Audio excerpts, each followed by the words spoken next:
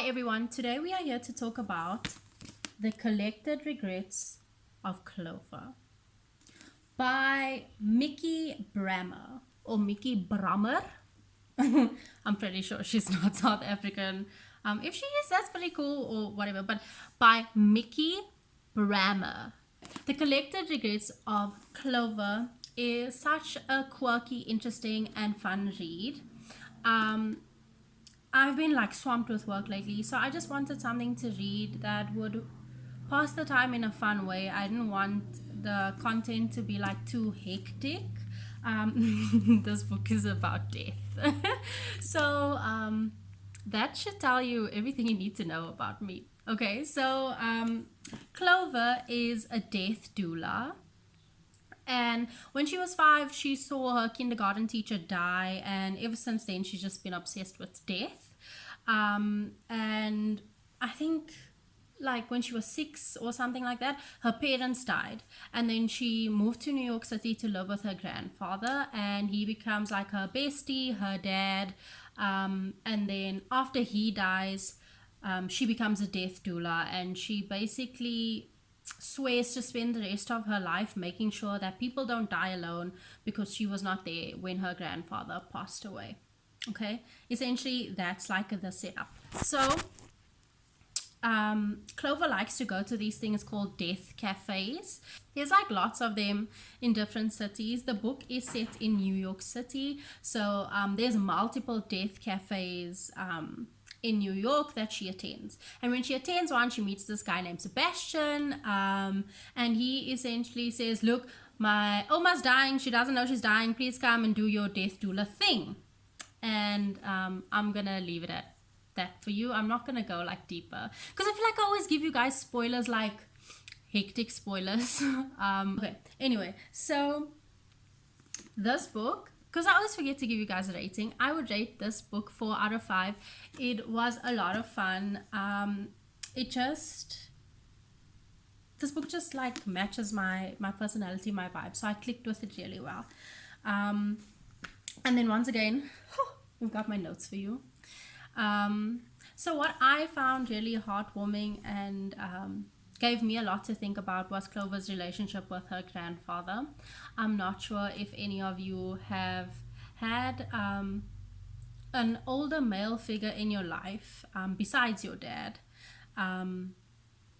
that played a really like important role in forming you and making you who you are now. For me, that was my uncle. He's pretty much the entire reason that I read and still love literature and books. So for me, reading about this relationship that Clover had with her grandfather, and really how so many years later she's still struggling with his passing, that was really comforting to me, to kind of have somebody in a book be also experiencing this thing that I experience daily. Grief is a process. For me personally, I feel like it's a never-ending process. Some days I carry my grief a little bit better than other days, but I will always be grieving for my uncle. That's just the way it is. So to see Clover with and without her grandfather, because we again flashing back and forth between present and past, which I really like in a book. So you kind of see like the lessons he taught her, and then you see how that translates to what she still does today. So I probably should tell you, the book is called The Collected Regrets of Clover, because when people die and they say their last words, Miss Clover over here writes them down in 3 different journals. So she has a book of regrets, a book of advice, and a book of something else. A book of collected regrets and a book of advice. And if there's a third book, I can't find it right now. So she writes down people's last words, and then, for example, if they had a regret, then she would go and like kind of like do the thing they regretted. So like if this one person regretted that they didn't ever learn to ice skate, and then Clover then spends her day going to ice skate. It's pretty weird. Listen, this girl is pretty weird. Okay, she's weird. I like it. Cool. Then the next thing that I really liked about this book was that it highlights how difficult it is to make friends as an adult, like specifically a female adult. I don't know. I feel like guys just click so easy. Like they'll just support the same soccer team and then somehow become best friends. I don't know. I feel like men just have it easier, or they make it easier. I feel like maybe as women we complicate it a lot. But it's also something that I resonated with in this book, that journey, that struggle of as an adult you are like this fully formed person, and if you've been lonely for a lot of your life, and you are someone like me that doesn't have too many friends, it really was an eye-opener to like, whoa, maybe I am the problem. Maybe I should open up more, trust people more. Clover goes on this journey of making friends with a woman that just moved into the same apartment block as her, Sylvie. And Sylvie's like very outgoing and inviting, and the whole time Clover's just like very, very suspicious. Like this chick has trust issues. Like she just wants to be your friend, and you gotta overthink everything. So this girl is like she overthinks, okay, and I think that's another theme in the book that I quite liked, is how overthinking and being an overthinker can ruin things, and it's not the other people ruining things, it's you ruining things for yourself, okay? Not everything is that deep, not everything needs to be thought about so much. You don't need to write a thesis on every decision, choice, thing somebody said in your life. Sometimes the girl next door wanting to be your friend and wanting to take you out for coffee and get to know you is just that. And it's nothing more. There's nothing less.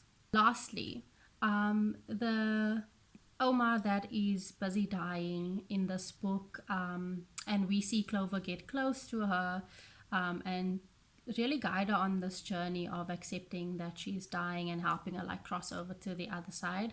That Oma is a photographer, so that was just very interesting for me. This lady also did give up photography for her husband and her marriage, and she deeply regretted it, so I won't be doing that. There is romance in this book. I think there's like 3 different romances, so it's not the main thing, but it's there. It does make the book cute and whatever. Like I said, this book for me is 4 out of 5 stars. If you want a read that is interesting, easy, quirky, The Collected Regrets of Clover is for you.